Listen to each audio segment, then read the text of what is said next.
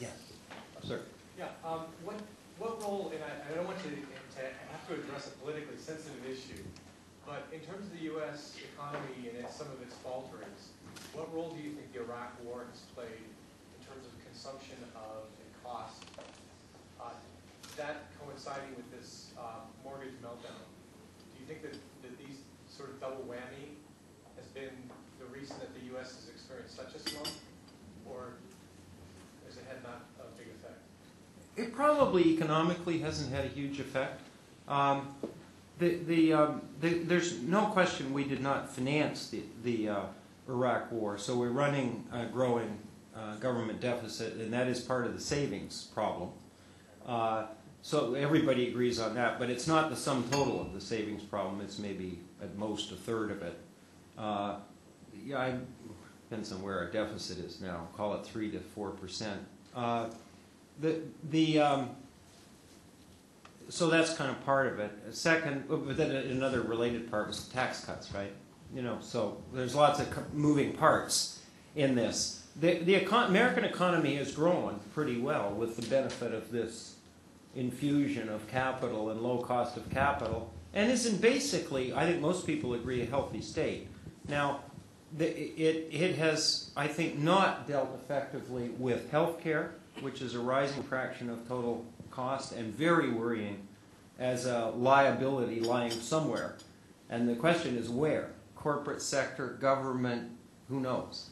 And it's astonishingly expensive. I mean, it's on the order of twice as costly, I'm not talking to individuals, but all in, as systems that are rated higher in terms of quality. Now, I know at the upper end you can fly in, and that's what people do. But so on the whole, I would say the Iraq War and the economy have not been, except on the softer side of things, closely connected. It's been a distraction for the American administration. They have to focus on that because we got into it and started it. And there's lots of other things to pay attention to. Our relationships with the rest of the world, including the ones that surround what I just talked about, the rest of the Middle East, domestic issues like dealing with Hurricane Katrina, pension issues. And you think of the list of things that have been potential initiatives that started the second administration was Social Security reform. We've done nothing. We don't have a problem that's as serious as Japan or the European countries, but it's more serious than China's because we're a bit older. And that's the sort of thing, I think, that where if you were looking for the effect, it would be under the category of distraction. Yeah. Yes? Question about the central bank coordination injection liquidity. Yeah. Question about the central banks injecting liquidity to the system now. They've done so, but we have a behavioral problem now by the banks holding the cash. Right. So in the interbank market, you have more or less overnight to 1 week transaction. Yeah. The 3-month lending and borrowing is come to a halt. Yeah. We have money market funds that lost 30%, so everybody's holding treasuries. Yeah. So there is a huge negative multiplier effect going on. Yes, there is. As it goes on, it will be quite destructive. Quite huge tightening going on. Yes, that's right. What are they going to do? Well, I don't know. I mean, that's a very good question. So there's two things that I've seen happen before, and this is not an area that I've spent my life studying. One is jawboning, and it's important. I mean, I remember because somebody told me what went on when Citicorp became sufficiently shaky. This is maybe what? It was in the 80s. Yeah. The Federal Reserve at the time, because the overnight market was locking up, because Citicorp was viewed as bad credit. And the central bank, it wasn't an interest rate or a discount rate only. It was they just phoned people up and said, we'll take care of it. You lend, you clear the checks, right? And so on. But let me just agree with you. I think there's notwithstanding dealing with the short-run liquidity problem, there's continued risk of just people stopping to do business with lots of collateral damage, and it hasn't gone away. That would be And I don't think there's any way on a surefire basis to get rid of that risk.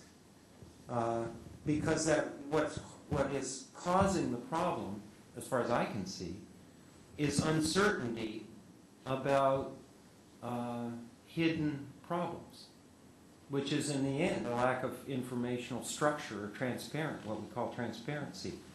And I think that will be taken care of, whatever the collateral damage is, over time. People know that it will show up.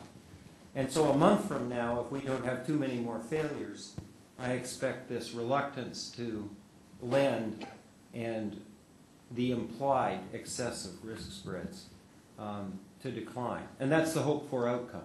But it's not a sure thing.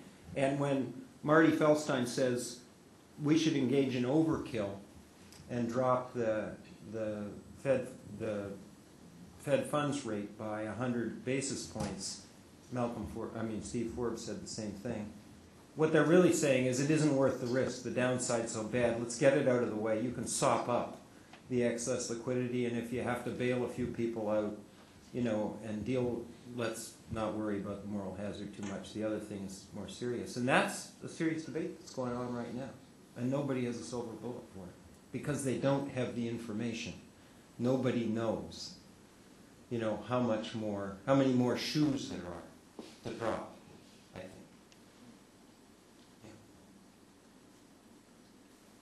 Mike, Yeah. to get a handle on this global imbalance issue takes quite a lot of coordination and policy dialogue between the major players, namely United States and China. Yeah. It's good that Bolton is meeting we on a regular basis, but the kind of things you hear in the media is currency revaluation and confirming fee. I know the pressures that are on Bolton each time he has to do those meetings. I want to ask you for your views on the Chinese side. Do you think the Chinese have a sense of policymakers, they have a sense that they need to be part of the solution to this problem? They understand the direction and speed at which this imbalance is growing, and or are they just putting it off and saying, let me continue to develop, let me deal with domestic, social, political stability, and lay off for a while and let me do my thing first? Yeah, that's a tricky question. Graham Allison wrote a book called Essence of Decision. It was about the Cuban Missile Crisis. And the reason it's a wonderful book is that the conclusions you reach depend on assumptions you make right at the start about what you're dealing with. So if you think Russia's a person, who's doing calculations, you reach one conclusion. If you think it's a bunch of interest groups arguing with each other, you reach a completely different conclusion. What's the relevance of that to what you just asked me? I don't know about China, but my best guess is there's a big argument going on internally about these things. And ditto, the extent to which it is on the agenda varies from one person, one influential group to another. But the result is what would appear to the people who think they ought to move faster to be fairly slow movement. And there's no question. Part of this is just structural. There are businesses that did very well that are operating on very thin margins near the coastal areas that 10 years from now won't be there. They'll be in another country or they'll be inland. But they don't want that to happen, and they have even though it's not a democracy in the ordinary sense, there's a voice that comes through that system, through that political system. So my guess is that one element of this is there isn't agreement internally. Because I don't think what we are seeing happening now would happen. I think what we saw happen before would happen because lots of people, including me, would defend it as kind of rational development strategy. And I'm not being that critical of it, but I think they're running risks they don't need to run now. And I know there's people who agree with that internally. Whether or not we have established a way to have a non-public, substantive, quiet dialogue between the two countries, I doubt it, just because of the way things are going. Maybe this round of back and forth was an attempt, but it bursts out into the public. And then, you know, we have to look like we're not being weak with respect to Congress and various political constituencies, meaning Paulson. And China can't look like it's being ordered around because they don't like that. I don't blame them. And then you don't get very far. So I mean, I guess I think we're not there yet in terms of having that important bilateral relationship either by itself or integrated into a... Now the central bankers seem to just talk gladly to each other, all of them. And so that's a major step forward.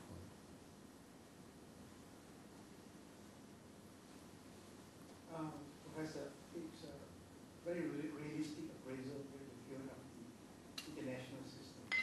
It's hard to continue to be an optimist, this you have to say. But give us some reason to be optimistic. With these infrastructural structured problems that you see, you know, in the Chinese and Americans, you know, structural problems, what signs do you see that, you know, what we should be seeing when you think they're going to make some progress in dealing with these deep structural problems? Well, that's easy. 25 years ago, we lived in a world in which at most 1 billion people lived in a high growth or advanced country. Now it's 60% of the world's population and growing. Okay? I don't expect Chinese growth to be truncated. You could make the case, and if I had a chance to talk at greater length about China and India, in both countries' cases you could say the obstacles are overwhelming. In the case of China, you know, you can't drink the water, you can't breathe in Beijing. You know, we keep sending, you know, toxic materials out in toothpaste and whatnot. The rest of the world's going to stop sort of buying it. The demand for highly educated people, even though the investment is huge, it outstrips the supply. It's and on. Global warming, rising energy prices, you name it. But there were obstacles that looked like that list. They were different in every year in the 29 years since this got started. And they've been growing at 9 and 10%. You could say same thing about India. You could walk into the airport, as you have when you land there, and say, this is unbelievable. You know, this is a country that's growing at 9%. I mean, there's barely a toilet in this thing, and so on. Right? The infrastructure is a disaster. There's huge quality of education problems. But if you're starting to solve them and have the political resolve and the commitment of resources, you can actually grow at 9%. When people say India can't possibly do this, given this infrastructure, I say, remember going to China in 1984, when the infrastructure didn't look like a marvel. So when I think about the next 20 years as opposed to the next 3 or 4, I think, and my kids, when they're, you know, starting to have kids, and getting older, the main event is going to be that growth. And that growth in the short to medium run is going to drive global growth. I mean, Europe's doing pretty well, and China and India are enormously important, and 10 years from now, they'll be gigantically important for the entire world, including the developing world. So I would say this is the most optimistic time in terms of the economy of the world that we've been in ever. And all we've got to do is keep talking sensibly and finding solutions to challenges associated with globalization and interdependence. When cough syrup showed up with toxic, you know, petrochemicals in it in Panama, and you read the story, it got there through about 12 ports with bills of lading on it that lost the history. So it took a major research project to find. In Singapore or the United States, you never lose the history because there are regulations that say you can't. So people think we have to regulate the global economy. It's true, but we're going to have to regulate it by agreeing on how these things are going to be done. And it's going to be in environment, it's going to be in product safety, it's going to be in financial disclosure, it's going to be in 150 different dimensions, and we're on a learning curve. We're getting on with it. If you're a glass half empty type of person, we're all a little different in this respect. You say, I don't know how we're going to do this. It won't work. The whole thing will come grinding to a halt. If you're a half full type, like I tend to be, you think talented people in multiple generations will find answers to this. But the fundamentals have never been this good. And the fact that there are threats like this, I think, it's not second order because they're serious, but in some long-term sense, they are second order. And there's terrorism. Yeah. And any other? Mike, I think we just have time for one last question. Okay.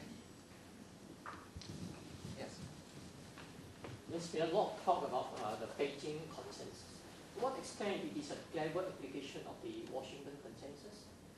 And for the young lady here, is there a Nobel Prize in the Beijing consensus? Is my own Nobel Prize in the what's the Beijing consensus? So say a bit more about I know the Washington consensus, but what's the Beijing consensus? People are talking about a lot of active state intervention, that kind of thing. Oh, I see. I'm not leaving it to the free market. Yeah, I see. No, that's a very good question. Okay.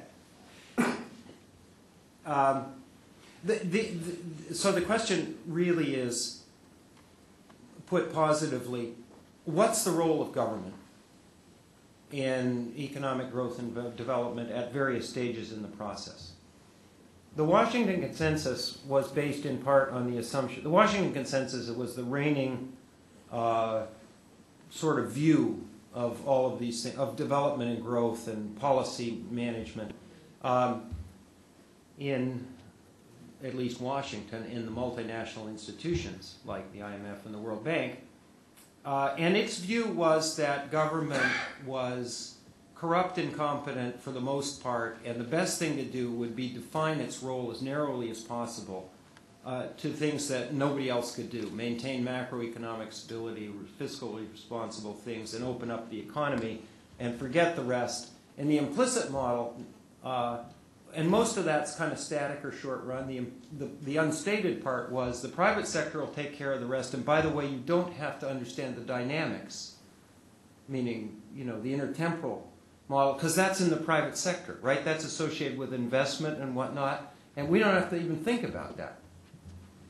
Well, the people who more or less followed that prescription didn't grow, and the people who didn't follow it did. Now, so now we're in a world where we're much more humble about this sort of thing, I think. I'm speaking generally. And that's a good thing. And there's genuine disagreement in some areas, like industrial policy, still, about the appropriate role of government, but the debate is much more healthy, and we'll continue to learn over time from experience, from empirical analysis, and from conceptual thinking.